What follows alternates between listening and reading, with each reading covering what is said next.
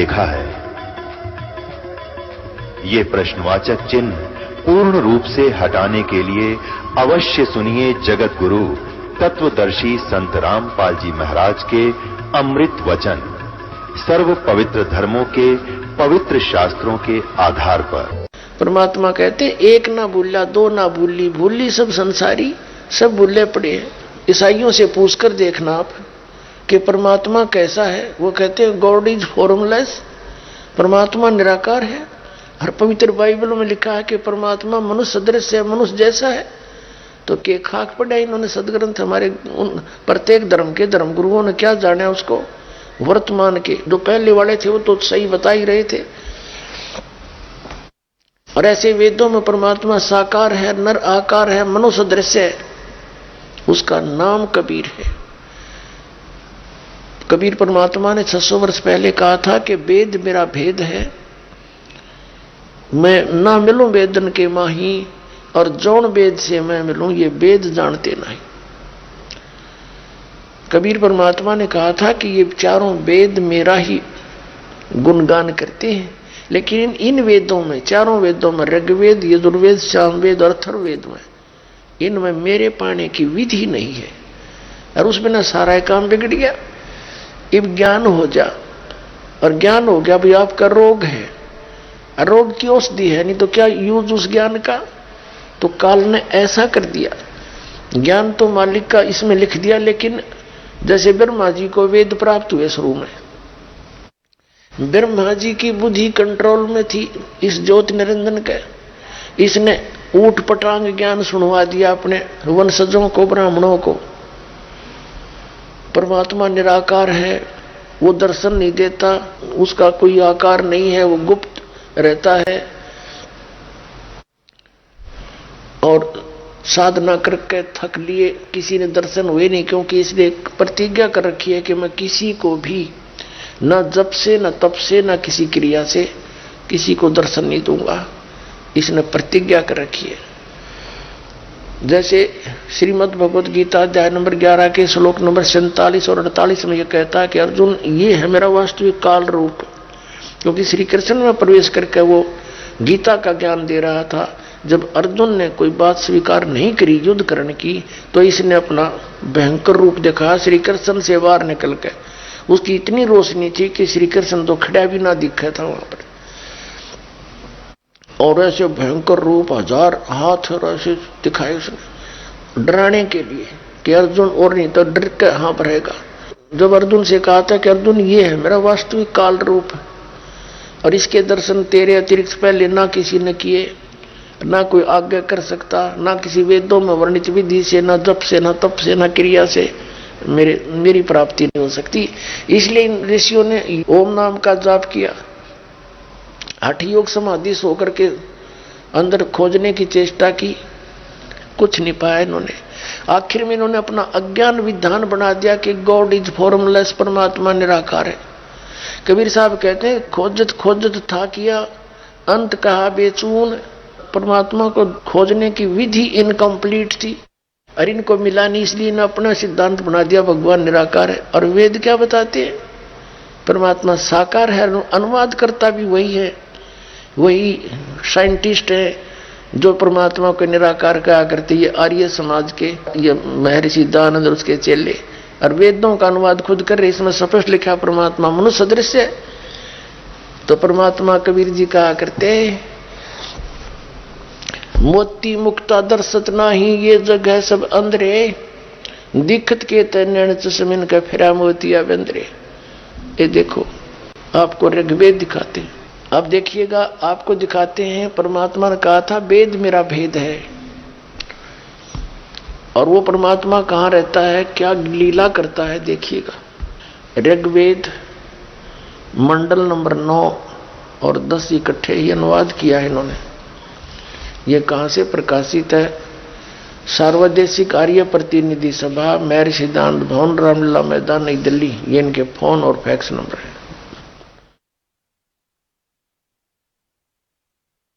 मुद्रक है Prince offset printers, 1510 Pataudi house, Daryaganj, नई दिल्ली से। ऋग्वेद मंडल नंबर 9 सूक्त 86 का मंत्र 26 है।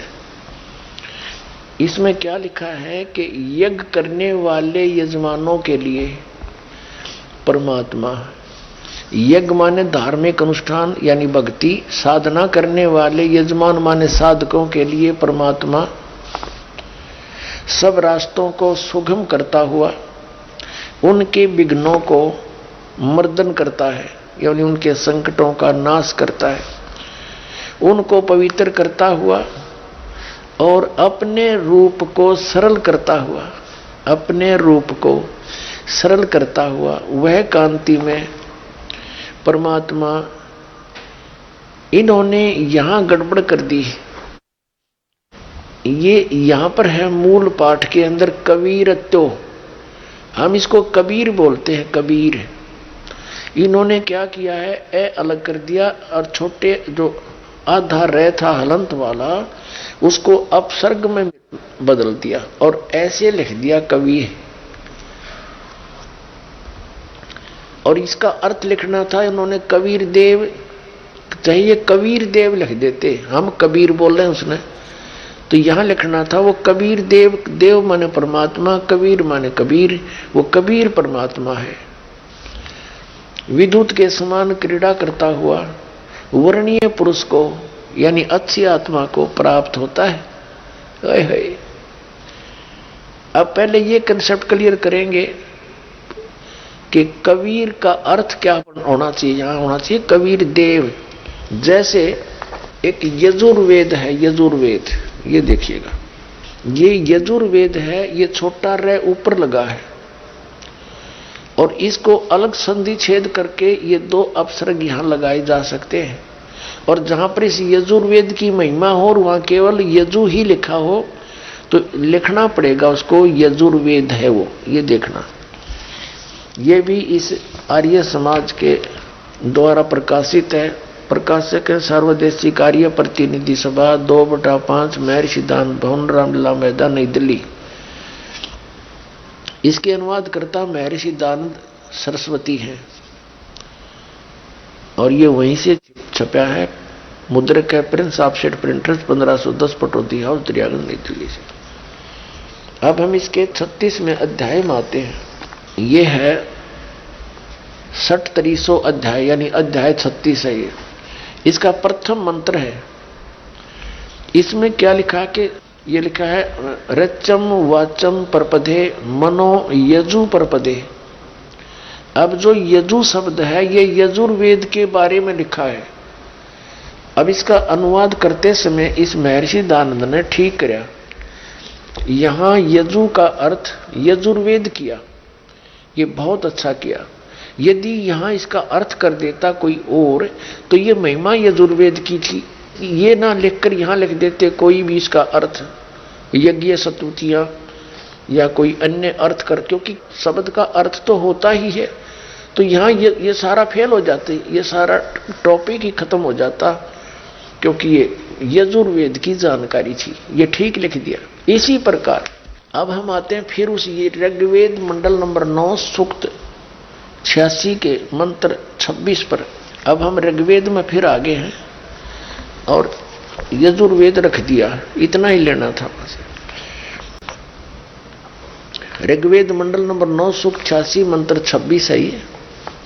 इसमें यहां कबीर अत्यो और यहां लिखना था वह कांति में परमात्मा कबीर देव। अब सारा स्पष्ट हो जाएगा कि परमात्मा अपने भक्तों के लिए, यज्ञ करने वाले यजमानों के लिए, यज्ञ माने धार्मिक अनुष्ठान यानी साधनाएं करने वाले साधकों के लिए, भक्तों के लिए परमात्मा सब रास्तों को सुगम करता हुआ उनके विघ्नों को मर्दन करता है, नष्ट करता है उनके संकटों का, उनको पवित्र करता हुआ और अपने रूप को सरल करता हुआ वह कांति में परमात्मा कबीर देव। वो कबीर देव यहां लिखना चाहिए था कबीर देव। विद्युत के समान क्रीड़ा करता हुआ वर्णीय पुरुष को प्राप्त होता है। अपने आत्मा वहां सतलोक के अंदर परमात्मा की कैसी रोशनी है, उसके एक रोमकूप में करोड़ सूर्य मिला दे, करोड़ चंद्रमा। इतना तेज है उस मालिक के शरीर का, उससे भी अधिक पड़ता है। और वो एज इट इज यहाँ आ जा अपनी उसी शोभा में, तो हम कुछ देख नहीं सकते, हमारी चरम दृष्टि बंद हो जाएंगी, जैसे उल्लू सूर्य को नहीं देख सकता। इसलिए वो परमात्मा हल्के तेज पुंज का शरीर और अन्य रूप बनाकर और फिर हमें आकर मिलता है।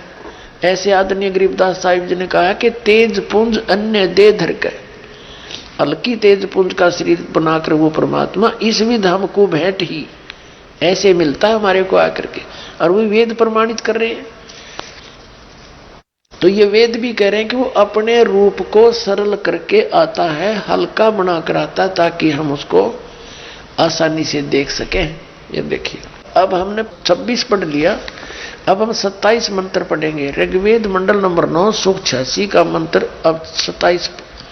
इसमें क्या किया कि जो परमात्मा, हम इतना ही पढ़ेंगे इसमें, जो परमात्मा ध्रुवलोक के तीसरे पृष्ठ पर विराजमान है, जो वहां तीसरे पृष्ठ पर रहता है। अब इससे एक तो ये सिद्ध हो गया कि परमात्मा ऊपर रहता है, ध्रुवलोक के भी तीसरे पृष्ठ पे। ध्रुवलोक माने तेजो में लोक है, सतलोक, उसके 3 भाग हैं, उसके तीसरे पृष्ठ पे, यानी सबसे ऊपरले हिस्से में परमात्मा का एक बहुत बड़ा गुम्बद है, उसके अंदर मालिक बैठे हैं, एक सिंहासन के ऊपर विराजमान है, सिर पे मुकुट है जैसे राजा लोग होते हैं, और ऊपर एक बहुत सुंदर छतर है सफेद। गरीबदास साहिब जी ने कहा कि सफेद छतर सिर मुकुट विराजे और देखत ना उस चेहरे नु कि तुम्हारी वो साधना ही नहीं बनी है जो तुम उस मालिक को देख सको सतलोक में, इसलिए तुम ये काल के बंधे पड़े हो। अब हम आते हैं ऋग्वेद मंडल नंबर 9 सूक्त 82 का 82 का। ऋग्वेद मंडल नंबर 9 सूक्त 82 और इसका मंत्र नंबर 1 में कमाल कर दिया। जो सर्वो उत्पादक प्रभु यानी सबकी उत्पत्ति करने वाला परमात्मा, प्रकाश रूप सद्गुणों की वृष्टि करने वाला, पापों के हरण करने वाला हुआ है, राजेव माने राजा के समान। अब हमने यहाँ 269 पर पढ़ा है यो, इसका शेष अगले पृष्ठ पे है 270 पे। राजेव माने राजा के समान, ये 270 पे पढ़ रहे हैं। राजा के समान दर्शनीय है, अब हो गया साकार, मनुष्य दृश्य है, राजा के समान देखने योग्य है, और वह पृथ्वी आदि लोकांतरों के चारों ओर शब्दमान हो रहा है। वह वर्णीय पुरुष को यानी अच्छी आत्मा को, अच्छे भक्त को, जो दृढ़ भक्त है उसको पवित्र करता हुआ प्राप्त होता है। अब इसमें स्पष्ट है कि वह वर्णीय पुरुष को, ओहो, जो अच्छी आत्मा है, उस दृढ़ भक्त को पवित्र करता हुआ प्राप्त होता है। जिस प्रकार विद्युत स्नेह वाले स्थानों को आधार बनाकर प्राप्त होता है। ओए होए होए, कितना जबरदस्त उदाहरण दे रखा है वेद में कि जैसे आकाशीय बिजली किसी धातु पर अट्रैक्ट होकर ही नीचे गिरती है। जैसे पुराने समय में हमारे घरों में कांसी धातु की थाली बेले होया करते थे, और जब वर्षा होती थी और बिजली कड़का करती थी तो हमारी दादी माँ कहा करती, हमारी काकी ताई माताओं को, कि वर्षा के समय कांसी की थाली या बेला बाहर नहीं रहना चाहिए, इस पे अमूमन बिजली गिर जाती है, उस धातु से उसका अट्रैक्शन होता है। तो ऐसे ही यहां बताया है कि वो परमात्मा सतलोक से आता है, उस ध्रुवलोक में रहता है और वहां से गति करके आता है, अपनी प्यारी आत्माओं को मिलता है।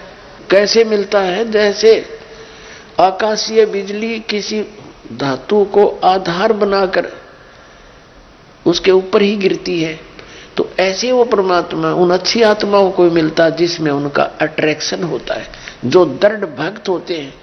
जो परमात्मा ने जो कह दिया फाइनल, सारा संसार एक तरफ और वो महापुरुष एक तरफ, ऐसा ही हुआ आज तक, देख लेना। आदरणीय धर्मदास साहिब जी को मिले, आदरणीय मुल्कदास साहिब जी को मिले, आदरणीय नानक साहिब जी को मिले, और नानक साहिब जी को परमात्मा सतलोक में लेकर गए, फिर उनको वापस छोड़ा, उसके बाद सारा हिंदू समाज एक तरफ था, उसके पिताजी भी विरोधी हो गए उन पांडवों के कहने से, पर वो टस से मस नहीं हुए, क्योंकि उन्हीं को परमात्मा मिलता है जो उनके स्टेनलेस स्टील के होते हैं। अब वो उद्देश्य क्या लेकर आते हैं परमात्मा यहाँ पर? ऋग्वेद मंडल नंबर 9 सूक्त 82 का हमने मंत्र 1 पढ़ लिया। अब दूसरे में स्पष्ट कर दिया है कि हे परमात्मन, उपदेश करने की इच्छा से आप, यानी तत्व ज्ञान प्रचार करने की इच्छा से आप महापुरुषों को प्राप्त होते हो। और आप अत्यंत गतिशील पदार्थ के समान, जैसे बिजली एकदम आ जाती है ऊपर वाली 1 सेकंड में, हमारे आध्यात्मिक यज्ञ को प्राप्त होते हो। जहां धर्म भंडारे होते हैं वहां परमात्मा की प्रेजेंस होती है। आप कबीर देव हैं, यहां इन्होंने फिर सर्वज्ञ लिख दिया। यदि इसको हम कवि ही कहें तो कवि कोई भी सर्वज्ञ नहीं होता। यदि इस वेद में किसी कवि की महिमा होती तो कवि का अर्थ काव्यकार लिख देते तो भी ठीक था। परमात्मा की महिमा चल रही है, यहां लिखना था वो कबीर देव। ये देखो, ये मूल पाठ देखिए, ये है कबीर वेदस्य, यू रह लगा ऊपर आधा, इन्होंने इसको यहां अपसर्ग लगा दिया जैसे यजुर्वेद में। तो यहां लिखना था कबीर देव हैं आप, कबीर देव हैं आप, कबीर साहब हैं। हम कबीर बोल रहे हैं, हम वेदों को वेद बोलते हैं। आप कबीर देव हैं, शुद्ध स्वरूप हैं, हमारे पापों को दूर करके हे सोम यानी हे अमर परमात्मा आप हमको सुख दे। अब देखिएगा ऋग्वेद मंडल नंबर 9 सूक्त 82 का मंत्र 3। पवित्र यज्ञों में रक्षा से आप प्राप्त होते हैं और पृथ्वी आदि लोक लोकांतरों में गति करते हुए सर्वव्यापक आप स्वयं गतिशील होकर के विराजमान होते हैं। आप स्वयं गतिशील होकर के यानी वहां से चलकर नीचे आते हो, इसका ये अर्थ है। अपने आत्माओं, ये वेद जो हैं, इन वेदों की कितनी महिमा हम सुनते आए हैं और कितने शिरोधार्य हैं ये पूरे हिंदू समाज के लिए। वैसे तो विश्व के लिए हैं ये सबके, लेकिन अब ये हिंदुओं के नाम कर रखे हैं तो हम हिंदुओं के मान ले।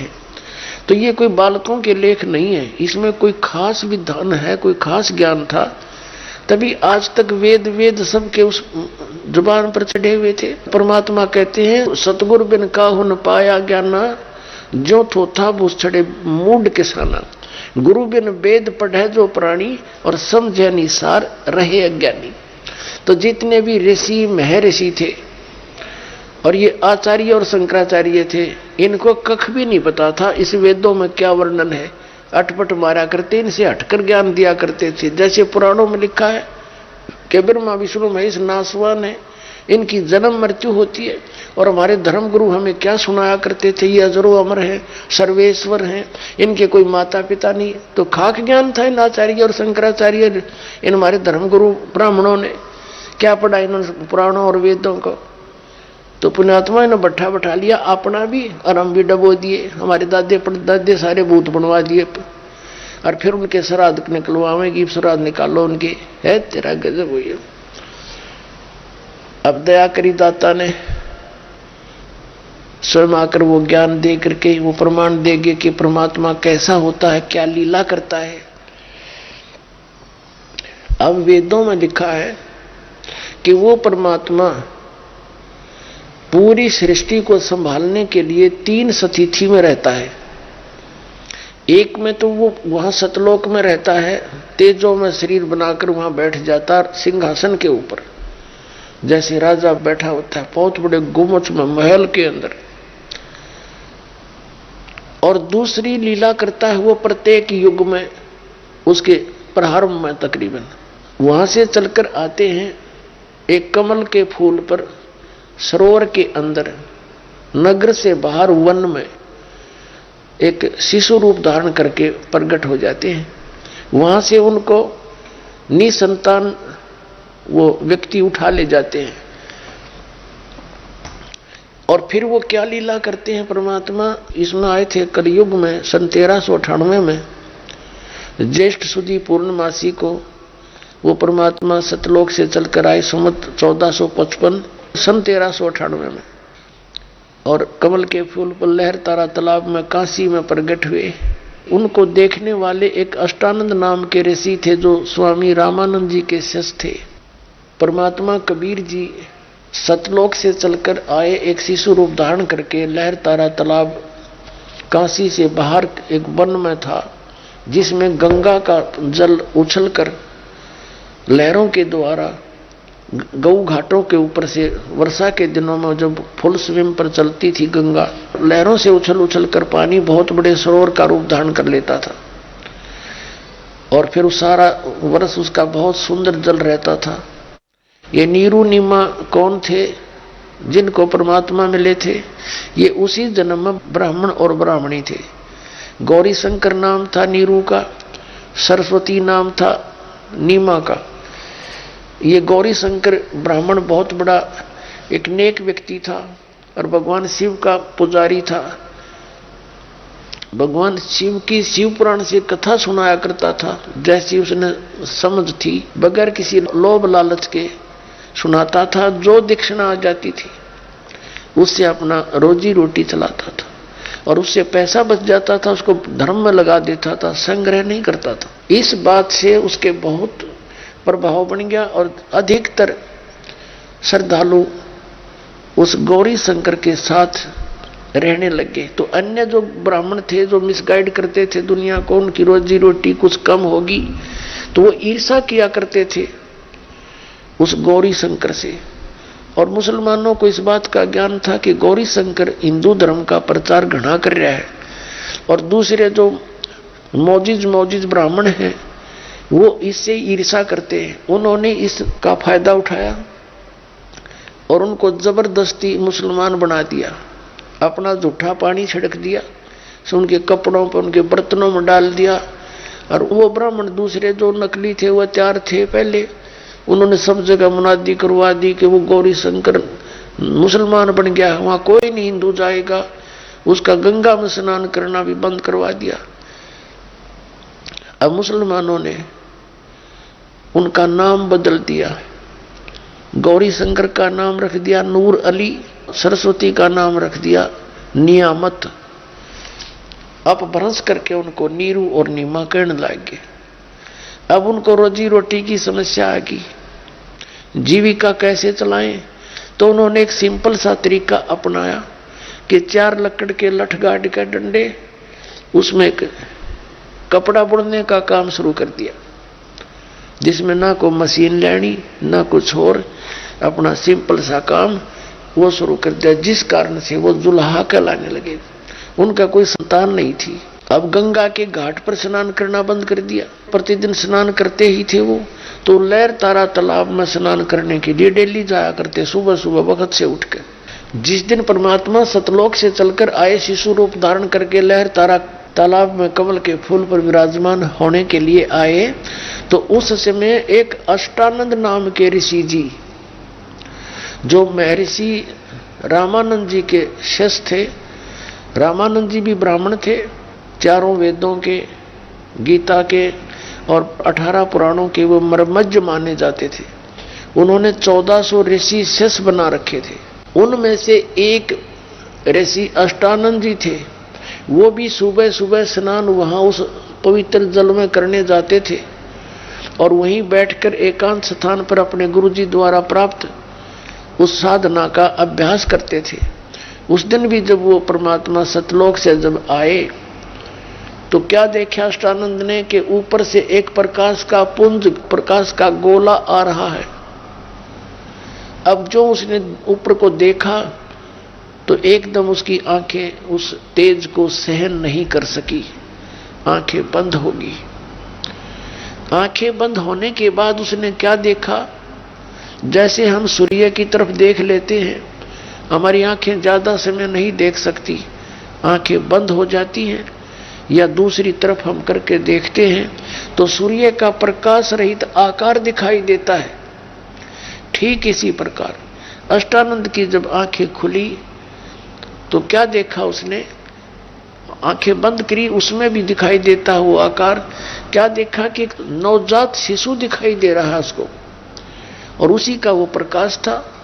लहरतारा तालाब में कमल के फूल पर आते ही वो परमात्मा ने वो सारा अपना प्रकाश सिमेट लिया और नवजात शिशु रूप में वहां पर विराजमान हुए। अष्टानंद जी तो उठकर चले गए, भी ये अपने गुरु जी से पूछूंगा मैं कि मेरी भक्ति की उपलब्धि है या मेरा कोई भ्रम है। तो वो इसलिए उठकर चला गया। जाकर के रामानंद जी से प्रार्थना की कि गुरुदेव ऐसे ऐसे मैंने ऊपर से एक प्रकाश का गोला आता देखा है, उसको मैं देख नहीं सका, मेरी आंखें बंद होगी। फिर मैंने देखा कि उसमें एक नवजात शिशु नजर आया। ये क्या लीला थी, मेरी भक्ति की उपलब्धि है या कुछ मेरा भ्रम है? तो रामानंद जी ने कहा कि बेटा ऐसी स्थिति जब होती है तो ऊपर के लोकों से अवतार आते हैं और वो यहाँ किसी माँ के गर्भ में स्थान पाएंगे और फिर बाहर आकर लीला करेंगे। अब रामानंद जी को इतना ज्ञान था कि इनके अवतार माँ से ही पैदा होते हैं, और ये अवतार तो परमात्मा है, ये किसी माँ से जन्म नहीं लेता, स्वयंभू है, स्वयं आकर वहां प्रकट हुए।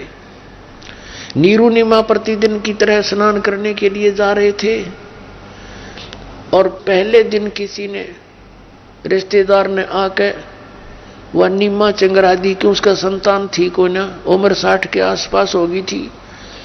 अब कोई रिश्तेदार आता है तो वो यही इंजेक्शन लगाया करता जिसका संतान ना हो।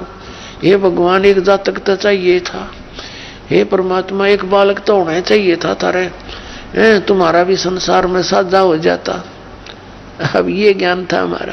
कोई आ गया ऐसे पहले दिन, भूल सी पड़ रही थी, वो ताजा करके कोई माई आकर उसने, तो सुबह उठकर नीमा रोती हुई जा रही थी और नीरू भी कहाँ स्नान करने के लिए जहाँ प्रतिदिन जाया करते थे लहरतारा पर, तालाब पर।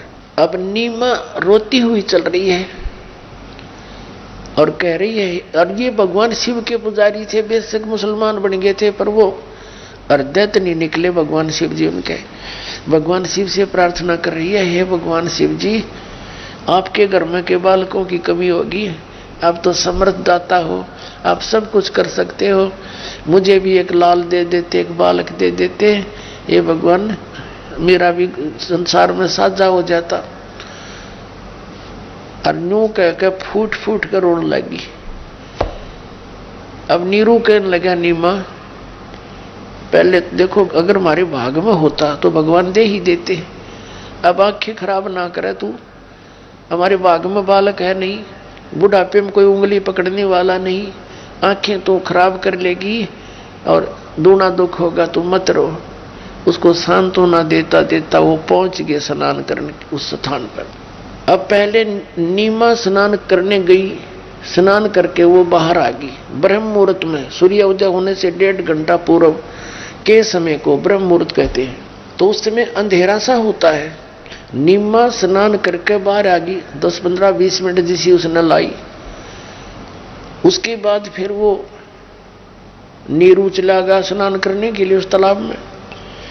कुछ देर के बाद 15 आध घंटा पौना घंटा उन्होंने लग गया ऐसे। तो वो जिस वस्त्र को बांध कर स्नान किया था नीमा ने, उसको धोने के लिए कपड़े बदल कर पुनः फिर किनारे गई वो, उस कपड़े को धोने के लिए, स्वच्छ करने के लिए। उस समय तक कुछ रोशनी सी छिटक आई थी। सुबह का जो रोशनी होता है एकदम अंधेरा दिखा करे और एकदम उजाला हो जाता, तकरीबन एकदम फटाफट सा। तो जो ही वह किनारे पर पहुंची तो क्या देखा उसने, कमल के फूल पर कोई वस्तु हिल रही है। पहले उसने सोचा कोई सर्प ना हो और मेरे पति को डस ले। परमात्मा ने क्या कर रखा था, अपने कमल के फूल पर विराजमान होकर के और पैर हिला रहे थे पैर। तो उसने देखा, उसने फिर ध्यान से देखा, क्या देखा कि तो बालक है। ओए तो बालक है, बच्चा है, बच्चा है, ये भगवान। तो उसने अपने पति से कहा कि देखना जी बालक, देखो जी कमल के फूल पर बच्चा है, उठाइए ये डूबेगा। अब वो नीरू स्नान कर रहा था, ऐसे करके गोते मार मार के। वो कहने लगा, नीमा तू कति मेंटल होगी, अब तुझे जल में भी बच्चे दिखाई देने लगे। हे परमात्मा, इसको सद्बुद्धि दो, ये अपनी आंखें खराब ना करे। जल में कहां से बच्चे आते हैं? तो उसने फिर कहा जोर से, कसक के साथ, सचमुच देखना दे, डूब गया डूब गया। अब फिर वो विवश होकर देखने लग गया कि ये अब कुछ सुर बदल दिया इसने। जिधर संकेत कर रही थी, क्या देखा? कमल के फूल पर बालक। आव देखा ना ताव देखा, फटदे सी तोड़ लिया समेत और अपनी पत्नी को पकड़ा दिया। बोलो सतगुरुदेव।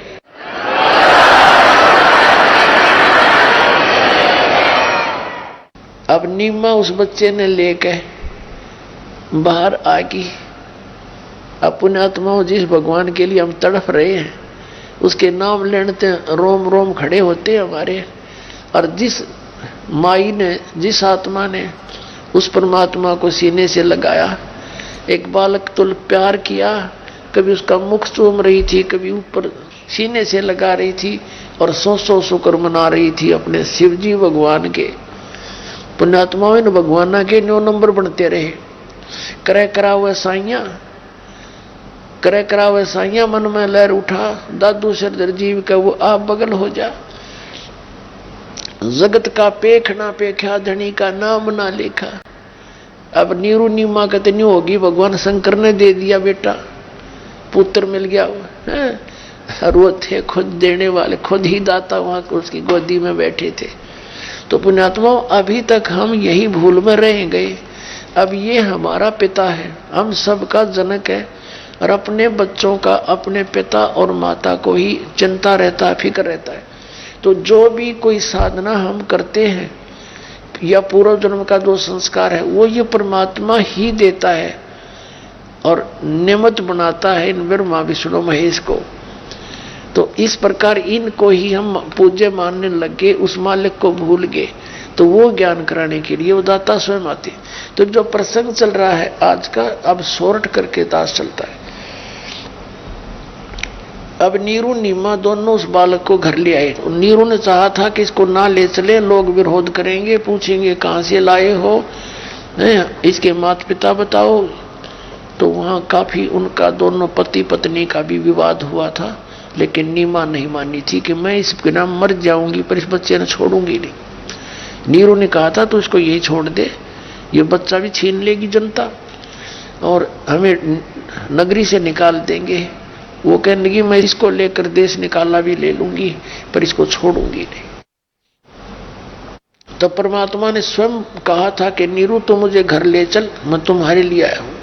फिर ये डर गया था कि कहीं कोई फरिश्ता ना हो, कोई सिद्ध आत्मा हो, तुझे बद्दुआ दे दे। चुप करके आ गया, बोलिया नहीं। फिर अब बात को ज्यादा ना बढ़ा करके दास क्या कहना चाहेगा कि 25 दिन के हो गए ये भगवान, 25 दिन के लीला में शरीर में 25 दिन के हो गए। ना दूध पीवे यहाँ के संसार का, ना अन्न खावे, और शरीर ऐसा पुष्ट जैसे बालक 1 किलो दूध डेली पीता हो। अब 25 दिन बीत गए, नीमा की चिंता का ठिकाना नहीं रहा और उसने देख लिया ये बालक मरेगा जब खाता ना पीता।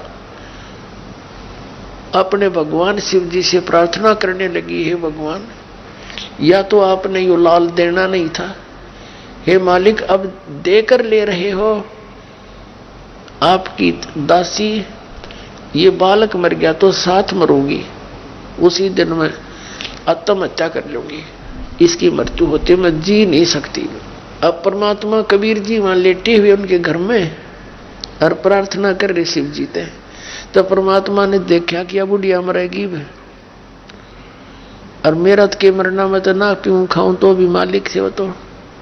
तो शिव जी को प्रेरणा करी दाता ने, ना तो वह रोज रोया करती, पहले ना आया शिव जी। शिव जी को प्रेरणा की, शिव मंडल में ऊपर इनकी राजधानी में रहते हैं ये देवता, उसको एकदम चौंकने हुए शिव जी कि कौन पुकार रहा तुझको। वहां से एक साधु का रूप बनाकर, संत का रूप बनाकर शिव जी आगे पूछा कि माई क्यों रो रही है। उसने अपनी सारा दुख बताया कि मेरे भगवान शिव जी ने एक पुत्र दिया, हमारे संतान नहीं थी, कमल के फूल पर मिला, अब ये कुछ खाता पीता नहीं महाराज, अब ये मरेगा, साथ मरूंगी मैं, मेरा यूं दुख से।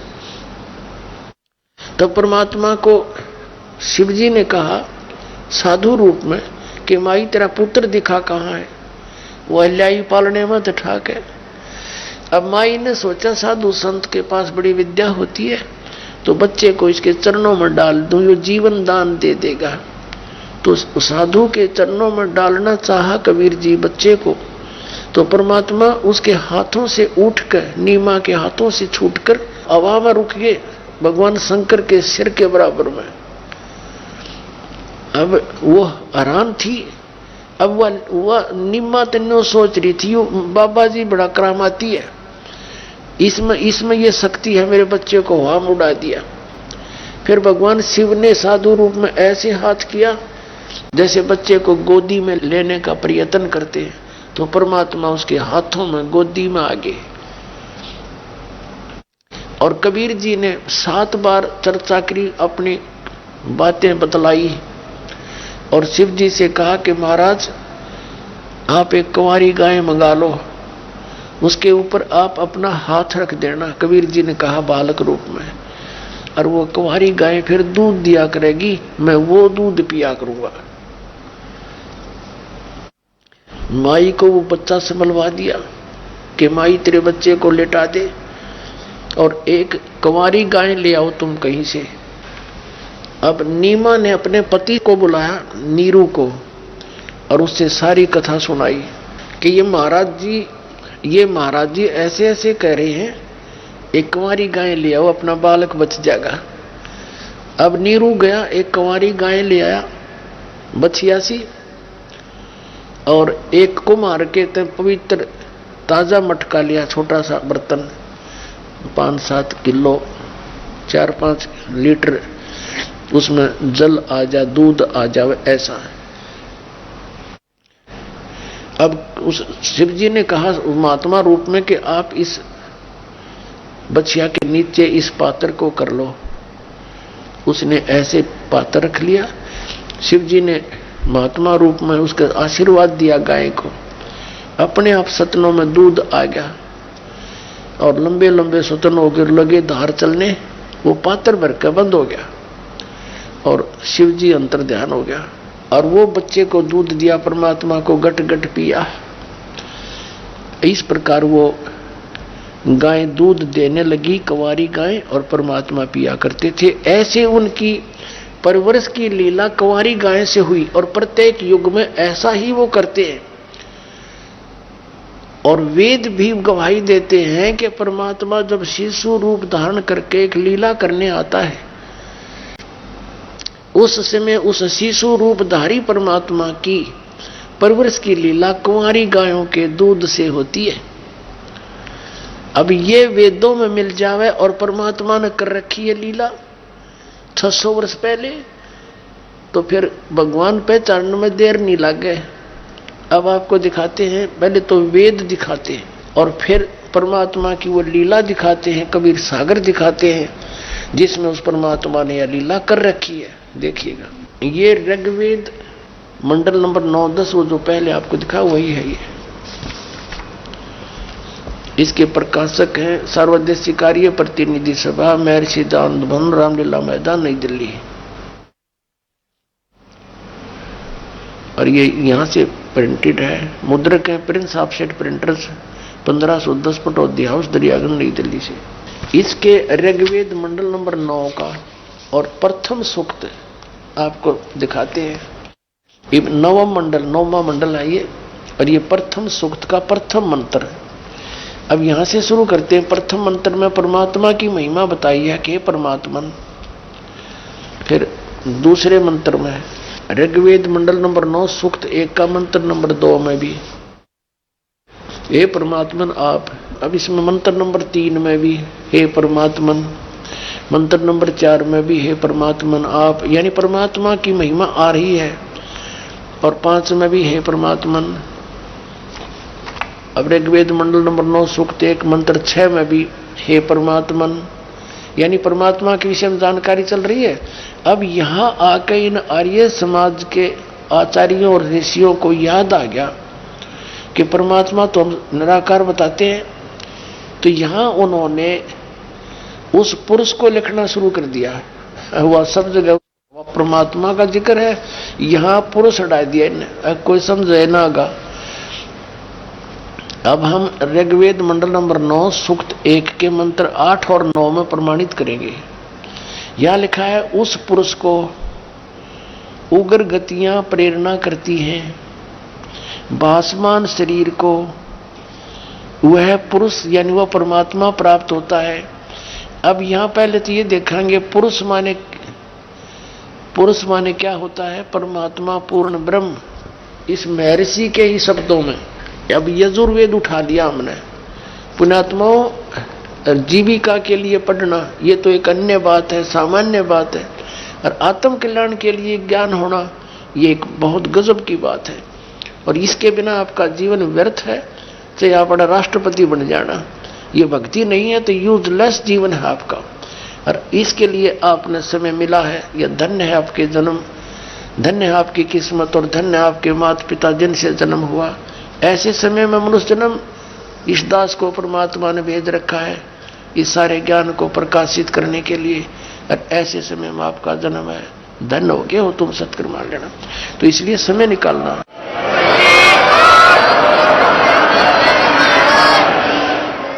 अब देखना, ये यजुर्वेद ये महर्षि दानंद का ही अनुवाद है, और ये भी खुद निराकार मानते रहे परमात्मा को, और वेद साकार बताओ, और वेदों को ये सत्य भी माने। प्रकाशक के सर्वदेशी कार्य प्रतिनिधि सभा 2/5 महर्षि दानंद भवन रामलीला मैदान नई दिल्ली से। महर्षि दानंद सरस्वती कृत इसके अनुवाद करता ये है, और ये वही मुद्रक है, Prince offset printers 1510 Pataudi house Daryaganj नई दिल्ली से। हम इसके 40वें अध्याय के अंतिम मंत्र पर आते हैं, जिससे हमने पुरुष का अर्थ देखना है। ये देखिएगा, ये 44वां अध्याय है, 40वां अध्याय, और इसका मंत्र नंबर 17 है। इसमें स्पष्ट है वो पुरुष शब्द लिखा है, पुरुष। हमने पुरुष का अर्थ देखना है इन्हीं की शब्दों में।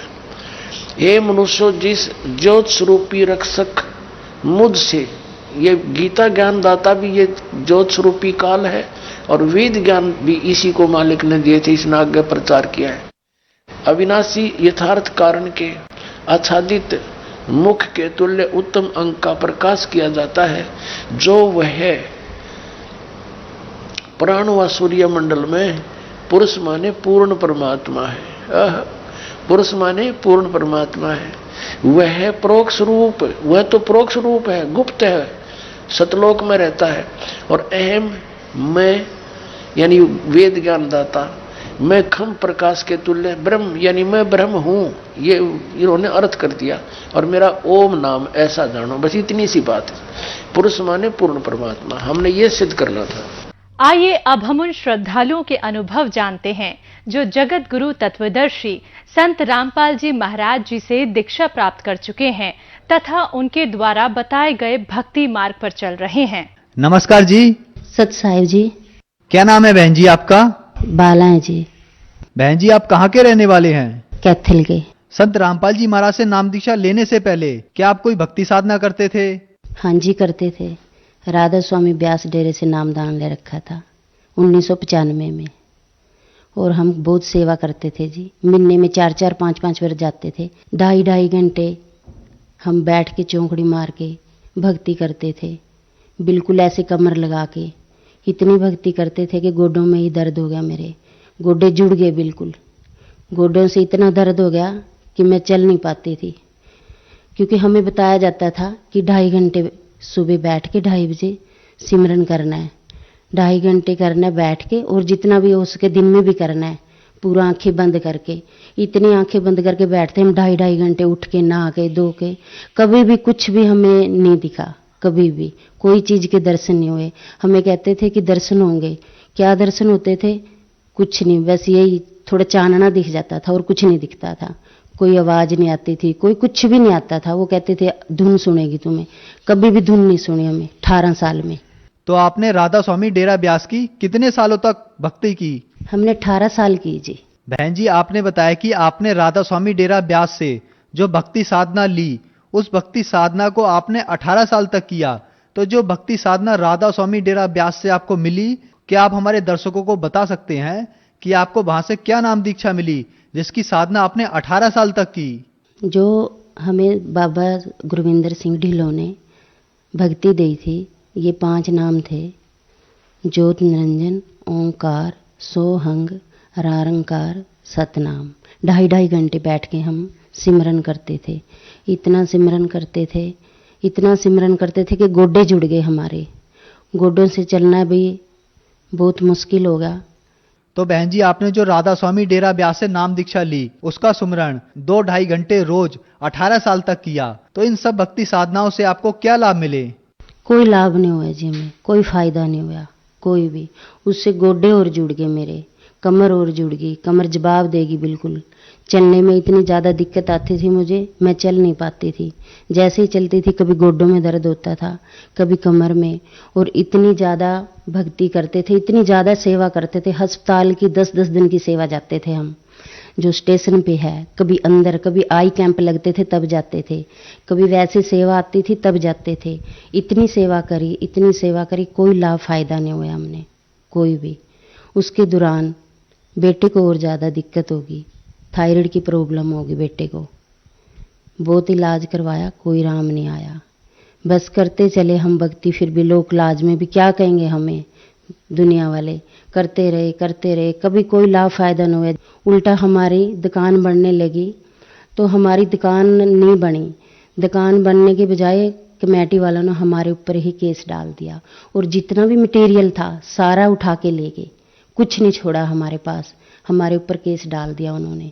हमने फिर बाबा जी से अरदास करी कि बाबा जी हमारे साथ ऐसे से बन गया। बाबा जी ने बोला, बेटा ये तो तुम्हारे कर्मों का ही है, कर्मों का है, ये तो तुमने भुगतना ही पड़ेगा। हम बहुत साल केस लड़े, बहुत साल। वो केस हमारा बीच में ही छूट गया, और ना ही हमारी दुकानें बन पाई। बीच में ही दुकानें रह गई, बीच में ही हमारा केस लटक गया, और इतना पैसा लगा, कोई भी क्लियर काम नहीं हुआ। फिर भी हम भक्ति करते रहे। इसके अलावा हम शिव जी के भंडारे लगाते थे, और देसी घी के लगाते थे। शिवरात्रि से अगले दिन पहले पूरे दिन और पूरे रात हम हवन करते थे। मेरे जो पिताजी थे, ससुर जी, वो पूरी रात हवन करते थे देसी घी के, पंडितों को बुला के। पहले मंदिर में करते थे, फिर घर पे करने लगे। हर साल हमने ये भंडारे कम से कम 20 साल लगाए देसी घी के, और साथ में मेरे पति भी करते थे। इतनी हमने उनकी भी भक्ति साधना करी। वो बचपन से ही करते थे मेरे ससुर जी, तो फिर हम भी इसी उसमें लग गए थे, और चोरी से हम मान लो उधर से नाम ले रखा था हमने। तो ये भक्ति करते उनसे भी कोई, हमें शिव जी से भी कोई लाभ फायदा नहीं मिला। मेरे पति जी के और उल्टा पेट में दर्द रहने लग गया। हमने बड़ी दवाई इलाज करवाए, पटाले में भी दिखाया, कैथल में भी, कोई डॉक्टर ऐसा नहीं छोड़ा।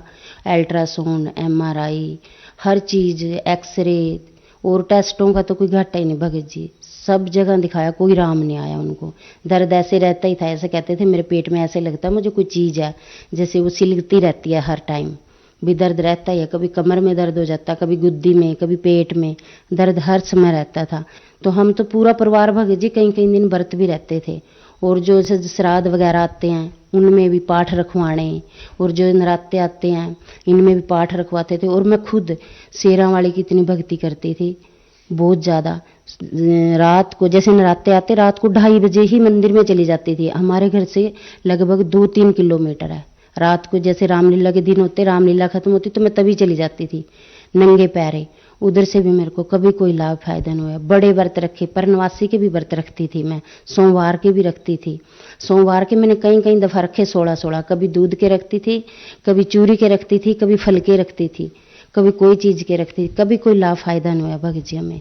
तो बहन जी, आपने बताया कि आपके परिवार में आपने राधा स्वामी डेरा ब्यास से नाम दीक्षा ली हुई थी और उनकी 18 साल तक भक्ति साधना की। इसके अलावा आपके परिवार वालों ने आपने शिवजी भगवान की भक्ति की, भंडारे लगाए और शेरों वाली माता की भी भक्ति की, व्रत भी किए। तो इन सब भक्ति साधनाओं से आपको कोई लाभ नहीं मिला, बल्कि आपके परिवार में आर्थिक नुकसान हुआ, आपको शारीरिक नुकसान भी हुआ। आपके पति के पेट में दर्द रहता था। तो ये सब दुख झेलते झेलते आपको संत रामपाल जी महाराज के बारे में जानकारी कहाँ से मिली? संत रामपाल जी 2002 में कैथल में आए थे जी।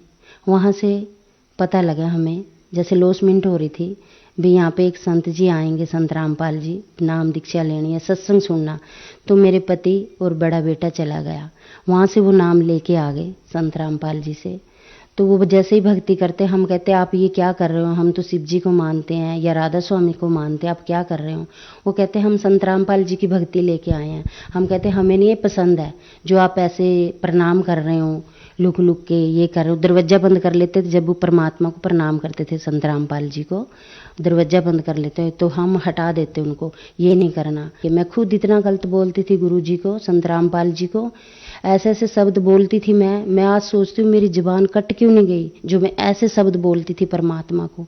मुझे भगत जी समझाता, जो मेरे पति जी हैं, भाई नहीं ये परमात्मा आए हुए हैं। मैं कहती नहीं, हमने इससे नाम नहीं लेना, हम तो राधा स्वामी व्यास से जुड़े हुए हैं, हमने नहीं नाम लेना। ऐसे वो कहते रहते हैं हमारे को सभी को, भी आप भी नाम ले लो, आप भी। हम 15 मेंबर हैं घर के, हम कोई उनकी बात नहीं मानने को तैयार होता था। बस फिर बड़ा बेटा को उन्होंने समझाया, ज्ञान गंगा दी, भी बेटे आप ये पढ़ो, और मेरे से तो कोई नहीं मान रहा है, परमात्मा ही दया करेंगे इनके ऊपर, आप पढ़ो और इनको समझाओ। फिर बड़े बेटे ने किताब पढ़ी ज्ञान गंगा, उनको समझ लगी। उन्होंने सत्संग सुना परमात्मा का, संत रामपाल जी का, उनको जैसे जैसे समझ आता रहा, उन्होंने अपनी जो पत्नी है उसको दिलवाया पहले परमात्मा का ज्ञान, संत रामपाल जी का। जब वो दोनों ले आए फिर वो हमें समझाने लगे, तो भी मम्मी आप नाम लो, ये परमात्मा आया। हम कहते ना, तुमने ले लिया ठीक है, हमने ये नाम नहीं लेना और ना ही हमारे समझ में आता है ये। मैं फिर गलत बोल देती थी, तो मेरा बेटा कहता मम्मी आप गलत मत बोलो, ये परमात्मा, आप एक दिन रोओगे पछताओगे। मैंने कहा मैं नहीं रोती, तुम खुद रोओगे। वो फिर ऐसे हम माने नहीं। उसने फिर क्या करा, अपने सास ससुर को नाम दिलवाया करनाल से, उनको समझाया, वो मान गए, उन्होंने नाम ले लिया। उसके सास ससुर और साला जी को, तीनों को उनको दिलवाया। फिर कहते मम्मी देखो उन्होंने भी ले लिया, वो तो मेरे सास ससुर हैं और आप तो मेरी मम्मी हो और मेरे भाई बहन हो, ये मेरी मम्मी है, अभी आप क्यों नहीं मान रहे। मैं कहती ना, जैसे सत्संग शुरू होता संत रामपाल जी का, हमें वो ऐसे पकड़ पकड़ के लेके जाता, ऐसे गोदी में जैसे उठाते हैं बच्चों को, ऐसे लेके जाता, आप बैठ जाओ मम्मी, आप ना समझो, आप सुनो तो सही क्या कह रहे हैं। मैंने कहा ना, मैंने तो देखनी नहीं, इनकी शक्ल नहीं देखनी। इतना गलत बोलती थी जी मैं, इतना गलत बोलती थी, बयान नहीं कर सकती मैं, इतनी गलत गलत बातें कहती थी। तो वैसे ऐसे ही परमात्मा की दया हुई जी। मेरी नंद की बेटी की शादी बरवाला में हुई थी, संत रामपाल जी के आश्रम में। तो मेरी सिस्टर भी शादी में आई, तो मेरी सिस्टर को इतना अच्छा लगा यहाँ का माहौल, यहाँ की भक्ति, यहाँ के बंदे सब भगत जी करके बात कर रहे थे। तो इतने ज़्यादा उनको अच्छा लगा तो वो नाम लेके चले गए। तो फिर ऐसे धीरे धीरे करके 2014 में 7वें महीने में हम पूरे 15 के 15 मेंबर जुड़ गए। एक ही महीने में पूरा परिवार ने नाम ले लिया। बहन जी, जैसा कि बताया जाता है कि संत रामपाल जी महाराज से नाम दीक्षा लेने वालों को बहुत लाभ मिलते हैं, और आपको तो बहुत सारे दुख भी थे। तो क्या संत रामपाल जी महाराज से नाम दीक्षा लेने के बाद आपको कोई लाभ भी मिले? सर जी इतने लाभ हुए, अगर मैं जैसे शाम को गिनाने लगूं तो दिन निकल आएगा, अगर सुबह गिनाने लगूं तो रात हो जाएगी। इतने लाभ दिए परमात्मा ने हमें।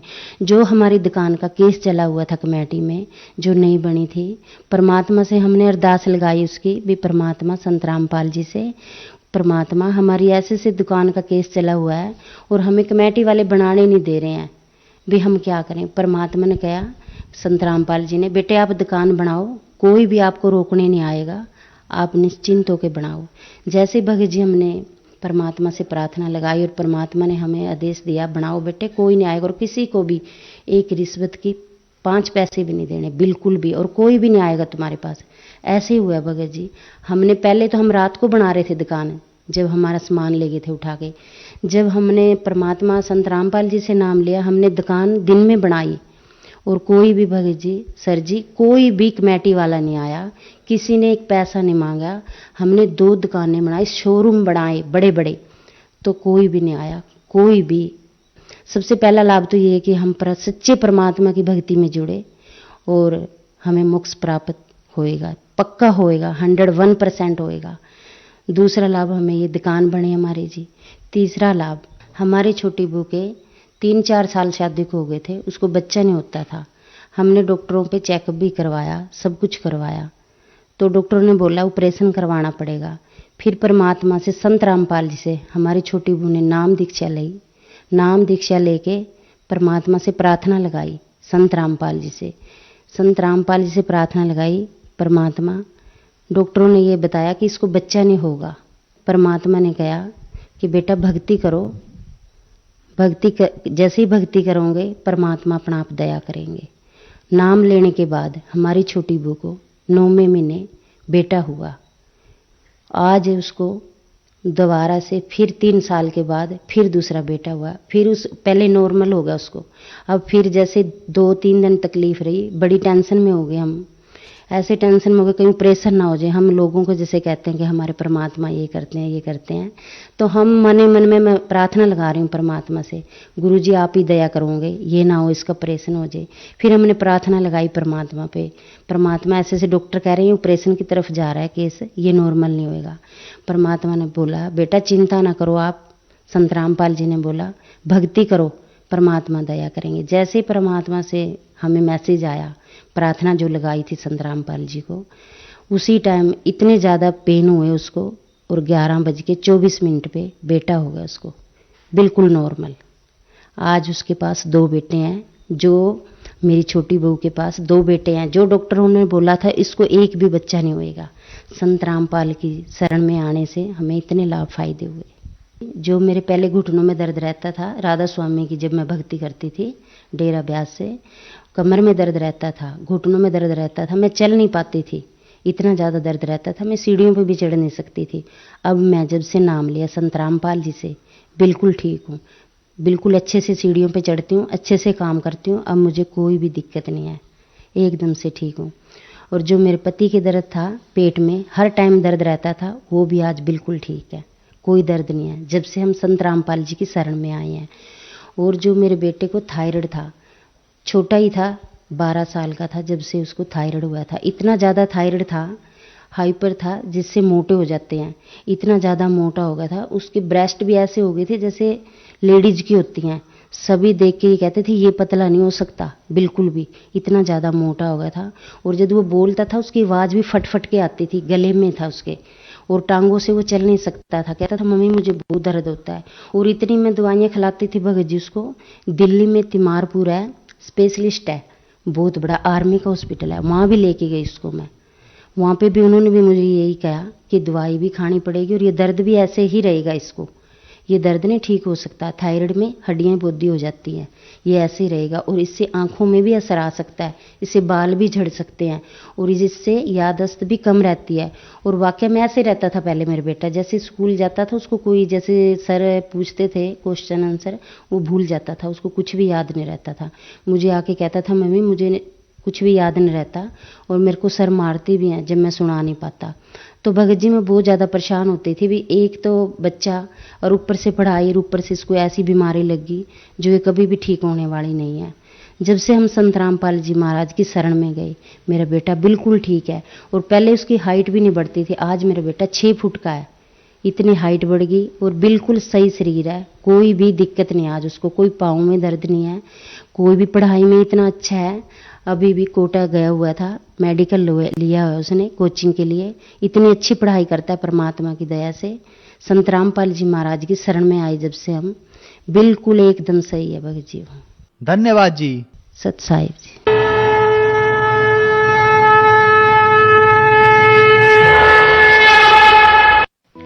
आप सुन रहे थे जगत गुरु तत्वदर्शी संत रामपाल जी महाराज के मंगल प्रवचन।